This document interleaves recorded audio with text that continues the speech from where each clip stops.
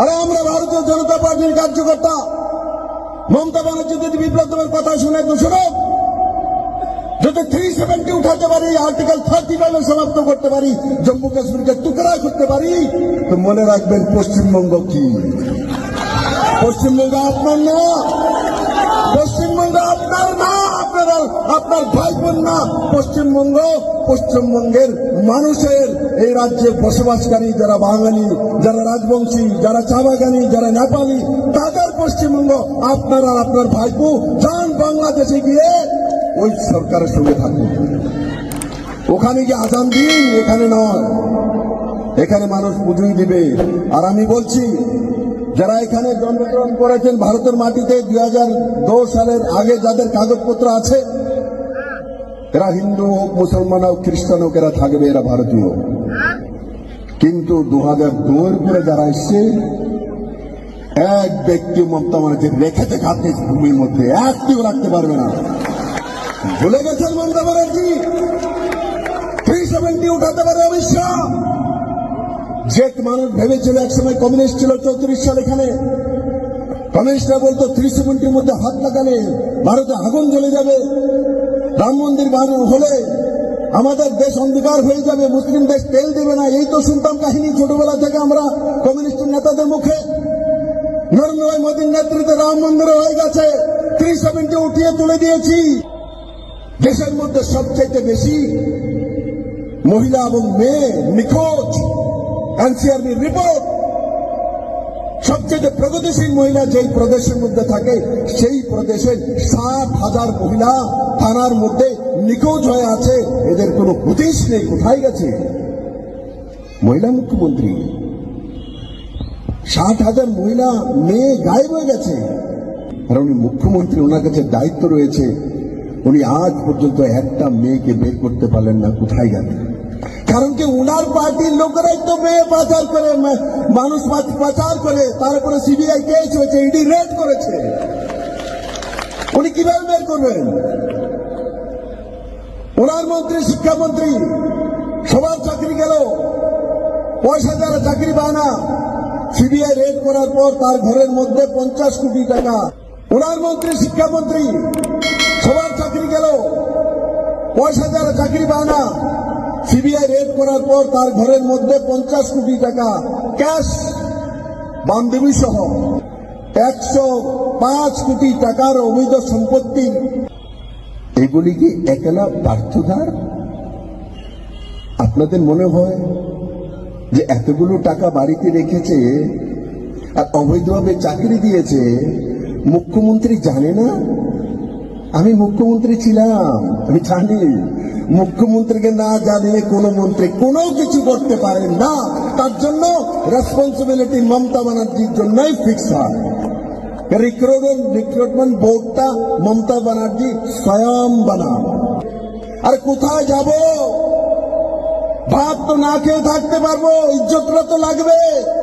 মার ইজ্জতটা, মাকে সিঁদুর তো রাখতে হবে, শাখা তো রাখতে হবে, শঙ্করধ্বনি করতে হবে, উলুধ্বনি করতে হবে। ভারতে যদি উলুধ্বনি না দিতে পারি, ভারতে যদি শঙ্করধ্বনি না দিতে পারি, তো পাকিস্তানে গিয়ে দেবো। আজ পশ্চিমবঙ্গের মারা তার মেয়ের ইজ্জত বাঁচাতে চাইছে,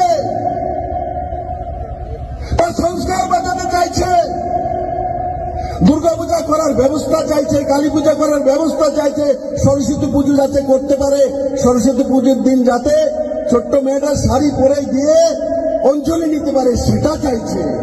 সেটাও দিতে পারছে না, সেটাও দিতে পারছে না। দীপকদা বললেন যে সরস্বতী পূজাও বন্ধ করে দিয়েছে। ভারতবর্ষের মধ্যে সরস্বতী পূজা বন্ধ হয়ে যাবে? পশ্চিমবাংলার মতো রাজ্যের মুখ্যমন্ত্রী উনি।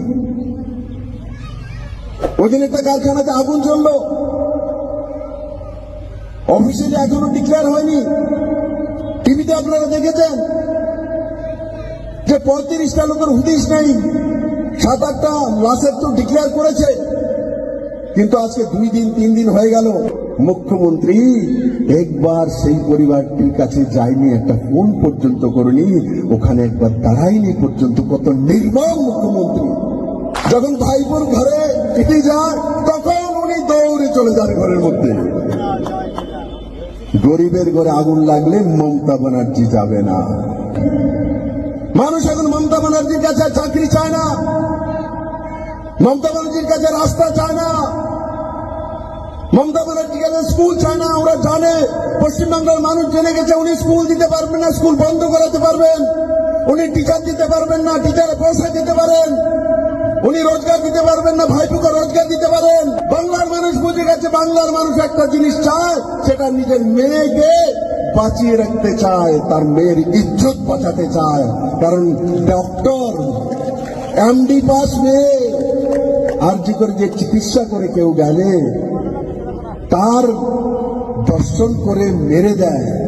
ফলাকাটার মানুষ এবার লড়াইটা ইলেকশনের নয়, এবার লড়াইটা নিজের মেয়ের ইজ্জত বাঁচানোর ইলেকশন। এবার ইলেকশন নিজের ছেলের রোজগার অধিকার নেওয়ার ইলেকশন। এবারের ইলেকশন ভাইপুর সমস্ত কাঠমানি নিয়ে জনতার মধ্যে বেঁধে দেওয়ার ইলেকশন। এইবারের ইলেকশন বাংলার মানুষের ঐতিহ্যের এবং স্বাধীনতার ইলেকশন। বাংলার মানুষ ওনার কাছ থেকে স্বাধীনতা চায়।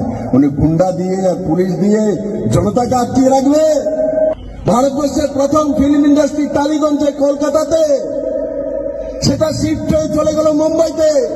লাখো কোটি টাকা রোজগার হয়, সেটা তো কলকাতায় হতে পারতো। কার কারণে চলে গেছে? বিজেপি ছিল, কমিউনিস্ট এবং মমতা ব্যানার্জির কারণে চলে গেছে।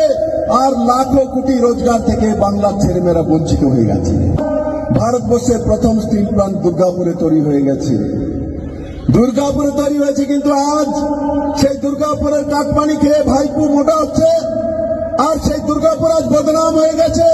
যে এমবিবিএস এর স্টুডেন্ট মেয়েকে ধর্ষণ করা হয়েছে, দুর্গাপুরের নাম বললেই কেউ বলে ওই সেই দুর্গাপুর যেখানে মেয়েটাকে ধর্ষণ করা হয়েছে। দুর্গাপুরের মান ইজ্জত ডুবিয়ে দিয়েছে। কিষাণ সম্মান নিধি কৃষকদের জন্য নরেন্দ্র মোদী ঘোষণা করেছেন। পুরো ভারতবর্ষে যখন লাগু হয়ে গেছে, মমতা ব্যানার্জি পশ্চিমবাংলাতে কিষাণ সম্মান নিধি লাগু হতে দিচ্ছিলেন না। 10 কিস্তি পশ্চিমবাংলার কৃষকরা পায়নি। 10 লক্ষ কৃষক এই অঞ্চলের পাচ্ছে এখন কিষাণ সম্মান নিধি 6,000 টাকা করে। এরা 10 কিস্তি ভারতবর্ষের বাকি প্রান্তের মতো কম বেশি পায়নি। কারণ কি? মমতা ব্যানার্জি লাগু করতে গেলে কিষাণ সম্মান নিধি কৃষকদের দিতে দেব না। আর তার কারণে 10 কিস্তিতে 20,000 টাকা করে পশ্চিমবঙ্গের এই 10 লক্ষ কৃষক এরা আরো 20,000 টাকা করে বেশি পেতে পারত। মমতা ব্যানার্জির কারণে পায়নি, ওনার অহংকারের কারণে পায়নি। 3 বছর যাবৎ মনরেগার কাজ এখানে বন্ধ হয়ে আছে পশ্চিমবাংলাতে। কার কারণে বন্ধ আছে? কে? গরিবের কারণে, পশ্চিমবাংলার গরিব মানুষের কারণে। কি কারণ? কে বন্ধ করেছে? কেন মমতা ব্যানার্জি থেকে হাইকোর্টে সুপ্রিম কোর্টে যেতে হয়? তার কারণ কি? তার কারণ হচ্ছে মনরেগার কাজ করার পর তার যে সার্টিফিকেট দিতে হয়, ইউটিলাইজেশন সার্টিফিকেট, আমি সঠিক ব্যক্তিকে দিয়েছি, জিও ট্যাগ করেছি, তার একটাও কাগজ মমতা ব্যানার্জি দেন না। কারণ কি? কাজ না করে কাটমানি ওনার ভাইপো আর ওনারা নিয়ে নেয়, ওনার কেনা। মোদী মনরেগাকে পরিবর্তিত নাম করে নতুন এক স্কিম এনেছেন, জি রামজি। পার্লামেন্টের মধ্যে তৃণমূলেরা তার বিরোধ করেছে, যার মধ্যে 100 দিন না 125 দিনের রোজগার দেওয়া হবে, আরো 25 দিন বাড়িয়ে দেওয়া হয়েছে। কিন্তু এ রাজ্যে লাগু হচ্ছে না, এ রাজ্যে লাগু হচ্ছে না। কারণ মমতা ব্যানার্জি পার্লামেন্টও তার বিরোধ করছে, মানে গরিব 125 দিনের টাকা পাচ্ছে না। এখন এখানকার চা বাগানের শ্রমিকরা পেয়েছে। মনোজ টিক্কা তো বারবার পার্লামেন্টে বলছে আপনাদের এমএলএ এমপি যে এদেরকে ডাইরেক্ট ট্রান্সফার করে দাও, অ্যাকাউন্টে টাকা দিয়ে দাও, শ্রমিকরা পেয়ে যাবে। কিন্তু পশ্চিমবঙ্গ সরকার লিখে দিয়েছে, মমতা ব্যানার্জি দিয়েছে লিখে, আজ পর্যন্ত কোন চা বাগানি শ্রমিক পেয়েছে টাকা? আসামে পেয়ে গেছে, কিন্তু এখানে চা বাগানের শ্রমিকরা 1 পয়সা পায় নাই 1010 কোটি টাকার মধ্যে। কারণ কি? উনি চাইছেন উনার কাছে সেই ফান্ডটা দিয়ে দেব, উনি বিতরণ করবেন, তারপর ওনার মধ্যে একটা নাম দিয়ে দেবেন, এটা আমার নাম, তারপর আবার কাটমানি ভাইপুর লাগবে। কারণ ডাইরেক্ট যদি কেন্দ্র সরকার অ্যাকাউন্টে দিয়ে দেয় তাহলে ওনার তো কাটমানিটা আসবে না। উনি কাটমানি ছাড়া আর কিছুই বুঝেন না, ভাইপো ছাড়া কিছুই